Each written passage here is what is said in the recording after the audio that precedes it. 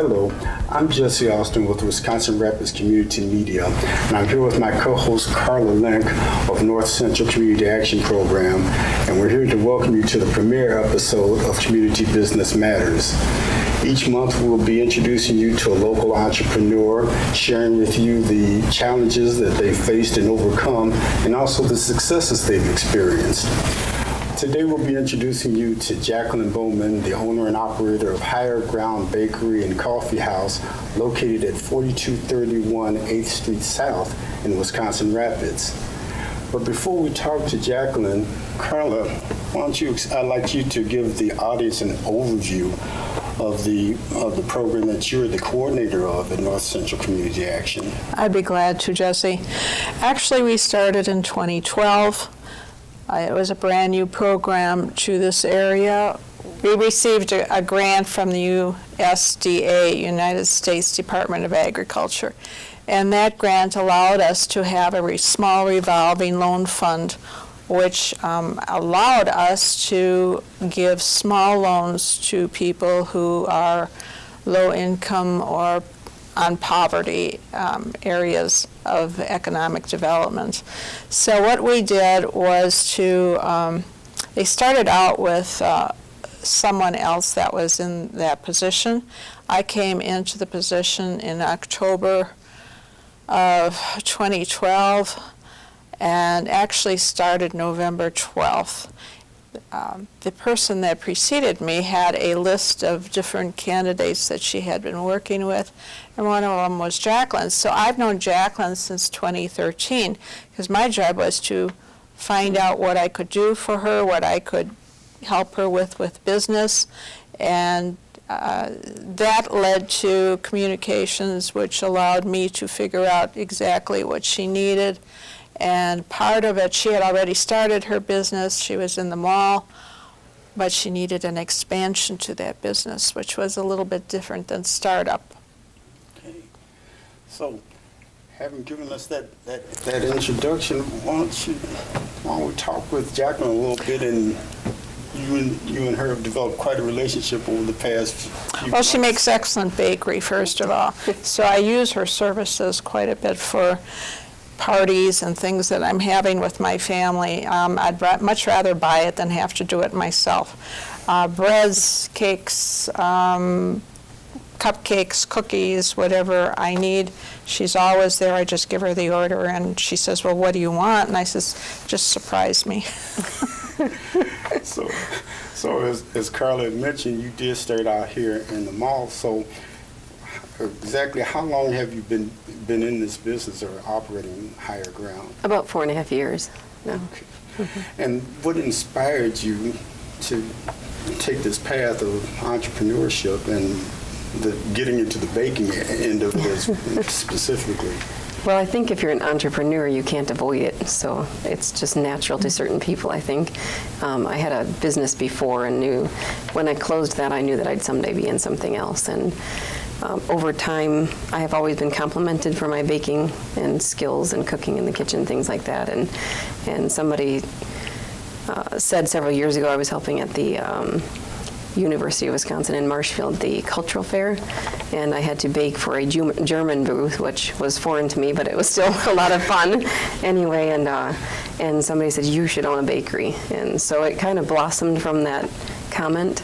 And then when the coffee shop in the mall came available, I wanted it because it was relating to a kitchen, and I knew it was right for us. And then over time, I just began baking and adding to it. So it started as a little coffee shop that mostly had prepackaged pastries in it before I was here, and then I just slowly added cakes and scones and things like that here. I didn't do any breads here before our expansion, but then later on we were able to. So. Mm-hmm. So as you went into that business, what did you feel was the special or unique aspect of what your talent was? What did you feel you could bring to this area that other people, maybe somebody else, could not do? Passion is my best answer to that question. I think that anybody who's truly passionate about something becomes better at it. Even if you're not good at it, you'll continually build your skills. And so I'm passionate about feeding people, about making things taste great or be unique, and that definitely lends to everything that I do every day. Going along with that a little bit, Jacalyn and Higher Ground also provides coffees from all over the world. And I have a son who thinks that he's a connoisseur of coffee. So for a year ago, he asked me if I could just research and get coffee for his Christmas gift.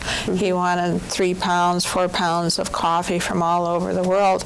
And then I saw the sign. I went into Higher Ground and I saw the sign and I said, well, why am I doing this on the internet when I can come down here and get these coffees? And they're from all over the world. That's right. So I did buy 3 pounds as a present for him for his coffee. And he says, oh, where did, because they were from Sumatra and all different places. He says, where did you get these? In the city. down there. Technically. Because I live west of Port Edwards, so I said, well, you know, it was in Wisconsin Rapids and a bakery I know. Yeah. And they bring these all in and roast them, have them roasted, and right. I can buy them. It cuts the middleman down quite a bit. We have found, rather than buying flavored beans, that if you buy beans from their origins, you have a totally different flavor palette for every country of the world that they're grown in. And so we buy high quality coffee from all over the world, and instead of flavoring it with something, an oil of some sort, we just let the natural essence, it just blooms when you make your coffee. It's so different. And Jacalyn, I want you to know that just recently I hosted a chef from Chicago. She was actually a teaching chef for Cordon Bleu in Chicago. And she had my coffee, the coffee that I bought from you, and said, oh, this is really good coffee. And I didn't say a word, like, I ordered it straight from Sumatra or Bali. I think it was the Bali one. Yes. And, you know, I just, oh, yes, that was very good coffee. I didn't tell her where I got it from. So, and we talked earlier about the fact that you've had some success stories in terms of some of the customers that you have. I know that you have, I've seen comments on the website from people who are very satisfied with what Higher Grounds has to offer, but you have some other individuals, some, I guess you would call them larger customers who rely on you on a regular basis as well. Yeah, we've been baking a little bit more commercially lately. We have a few different local caterers or restaurants who buy our breads for all of their serving, and we also have recently connected with Sand Valley Golf Course, which is really exciting for us. We've done all of their breads for their little snack shack, you would call it. It's Craig's Porch out there. It's and we've served an awful lot of hamburgers and brats and turkey sandwiches on our breads out there, so that has been really exciting. Yeah. And Jacalyn was also a participant in Encourage's picnic this last time.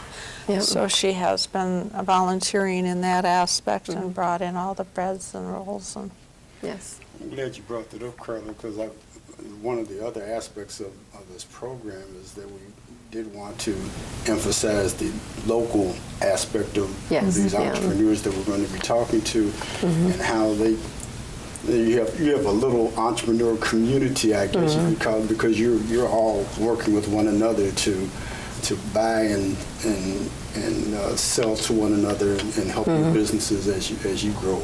Exactly. Yeah. We've established relationships with the local farmers, buying eggs or meats even, and things. Most of our veggies come from local farms, so. one of the things that you may not realize, that along with the bakery and the coffee that Jacalyn does provide, she also does wonderful things with stews and soups for winter, which I am really looking forward to. She makes the best white chili that you have ever tasted. So that's a plug. You know, if you get hungry, you just go down and buy some from her, and it will be wonderful. You have a new customer already. That's what's in the pot today is white chicken chili. So, oh darn! I should have brought some. Sorry. So Carla, you touched on this briefly earlier about the interaction that you and Jacalyn have had, but perhaps you could go into a little more detail about how the two of you worked together on this process of Jacalyn's expansion. I think you have to also do a little bit about my background because I did come from the directorship of the Small Business Development Center at UW-Whitewater, and that is a fairly large college of business and economics on that campus.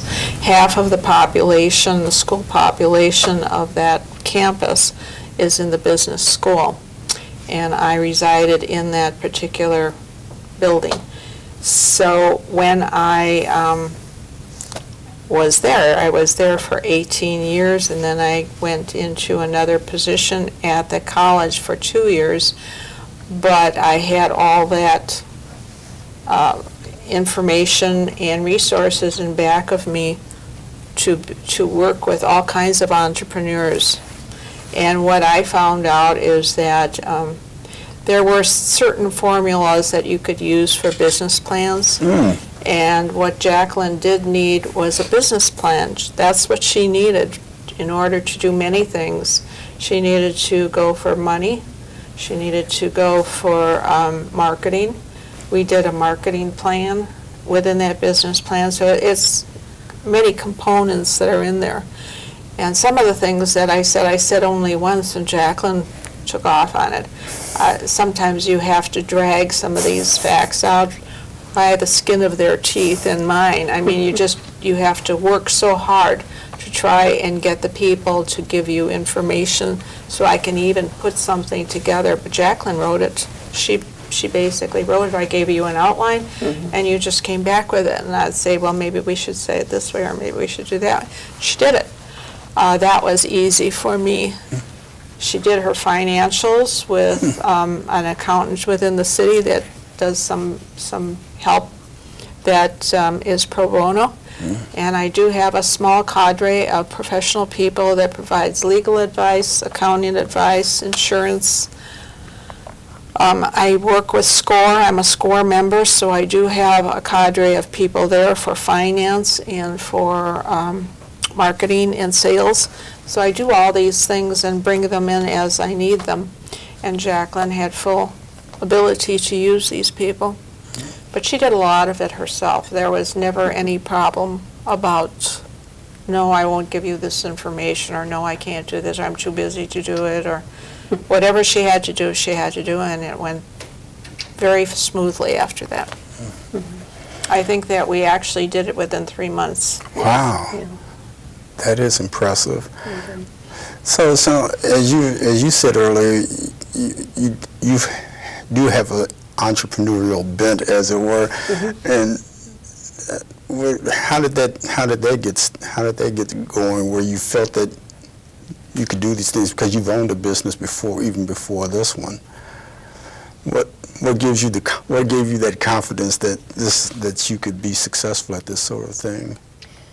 I wouldn't say I knew I would be successful. I just knew that it was worth the try. You know, it's not a failure until you've tried it and you can't. You know, I guess that's how I look at life, or any recipe I even attempt. It's just, it's worth attempting. You know. And really, because of the working in the mall, she already had done what you would call a focus group, because she had people like the VA clinic. All the doctors and people that would be going there would come over and buy food, lunch, sit at the tables, eat that, and then remark, oh, this is wonderful, this is great. The mall became my incubator. It was just a place to test, maybe to test the market was kind of what you're saying too, and test recipes, test my abilities, and seeing the response of people is really what told me it was worth expanding, because we have a good product, we have quality, we have great flavors, and using that is our probably greatest challenges in business. That's my business plan today, is high quality and awesome flavor, you know, so that's what I reach for every day. That's a good slogan. Yeah. And this, I'll just ask very quickly, Carla, you talked about the business plan. I've known personally some entrepreneurs who did not do well, and part of the reason was because they kind of went into a business without laying. I love that when they say it's all in my head. Yes. All in my head, and don't worry about it. I'll be able to. But I said, well, that's great, but you're not going to get any money. There's two reasons why you write a business plan. One of them is for direction. It will be an informal business plan. I don't care if you write it on paper towel, as long as you know where you're going and that you can lead your employees at the same time. The other one is a formal business plan, and you do it to gain funds. This is the way it is. You don't have to like it, you don't have to agree with it, but if you want some money, this is what you're going to do. And you will have to meet with a committee as far as we are concerned at the CAP agency. We will have to have you meet with a loan committee, usually 3 or 4 people, and they will ask you questions. Now, Jacalyn was very good. She brought in some of her bakery. And they all agreed it was very good. Give her the money. So Very slick on your part. yes, I did not tell her to do that. She did that on her If own. your mouth is full, all you can do is say yes. You know, It's very, very good. something like that. She had brought in several things before, and it was always, my supervisor always said, is there any more there? Is there, how much did she bring? Last time she said that she brought in some things that didn't quite turn out to her specifications, and instead of throwing them away, she brought them to us. Wow. It was 10 minutes where I went just around the circle of offices. There was nothing left. And they all said, oh, that was so good. There's a testimonial for you, if there ever was. Well, you know, That's right. I think the product speaks for themselves. You just have to give people a chance to know that it's there. It's as good as anything else that you'll find in town. So, Jacalyn, are there any general tips or advice that you would give anybody else who wants to go into business for themselves? How, based upon your experience, what steps you think they should take, or what would help them have a better chance of being successful?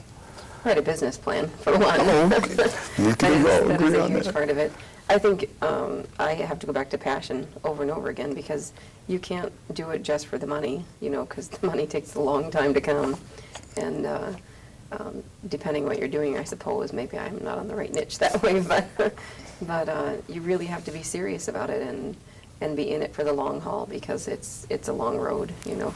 It's a long road to growing success, and maybe sometimes I wish success would come faster, but I know that slow, steady growth is what sets me a firm foundation. You know, we have not achieved everything I put in my business plan. I look forward to doing that, you know, someday, but it's always about, you know, steady growth and over time finances. Slower growth, though, means that you will be there in 10 years. Yes. The It's my worst thing that foundation, can happen yeah. to a business is actual fast growth, because you don't have the funding to keep up, and you don't have the production quality and resources to be able to meet all the needs. So if you get orders coming in too fast for widgets or whatever it is, and you can't fulfill those orders, you're dead. That's true. Slower growth is much better, and sometimes that's hard for people to understand. Well, I can do it. I'll stay up all night and I'll bake, or I'll do these, or I'll do carvings, I'll do whatever it is. And you can't, because then you yourself deteriorate inside, and you soon begin to hate what you're doing. It's true. But so many of the things that I think what was brought out in all the business plans that we work I work with, is that people do not understand marketing. I think that's the hardest concept to understand. And you're a marketer, so I should not tell you anything that's new. I can always learn. marketing for small business entrepreneurs is always the last thing they think of. I'll slap a sign on my truck, and that will do it. It's much more than that. It's money, because everything costs money. The sign on your truck costs money. The sign outside costs money. The electricity to run the sign, if it's lit, costs money. The packaging costs money. That's all marketing, and that has to be put into the end product of your financials. Also, they all tell me, well, I don't need a salary. You've got to take a salary. That's unrealistic not to take a salary. So you have to take a draw, you have to take a salary. This is part of your business plan, and if you don't deal with that now, I'll take whatever's left. And then after I do that, then I'll put the rest into marketing. If you don't tell anybody you're there, and you don't follow that marketing plan on ads or radio or whatever you're going to do, then nobody knows that you're there, and they won't come and see you. They won't buy your product. Okay. Very good advice. And there was some, did you want to share the recent development that about the grant that you received? Yes, we do have just very recently that we received an award. We're going to be the first demonstration site for a crowdfunding platform in Wisconsin. There's no other entity that has this in Wisconsin. There's only a few nationally. It's a national award, and it will be available to clients who want to get funding for whatever it is. Could be something as low as $2,000 or $3,000, but it also could be $20,000, $25,000. It just depends on what that person has a story about. Now, Jacalyn has a story already, so I'm not even going to go into that. But it's something that she can look forward to. It's almost like a grant for her, because it's like Kickstarter to some degree, and everybody's familiar to Kickstarter or GoFundMe. The problem is that nobody in rural Wisconsin, and Wood County is all rural, because no municipality has more than 50,000 people. So it's all rural. And so I took Wood County as the parameter which we would work with. And that will allow you to put whatever you need in your business up on the board, and it'll be on the internet, and people will donate money to it, just like GoFundMe. GoFundMe is basically for disasters or for illnesses that there is great medical expense. There is nothing in Wood County that really mimics that for business. And sometimes business is really an exceptional way to go for this, because you don't pay the money back. It's $10 from one person, $20 from another person, until you achieve whatever you receive.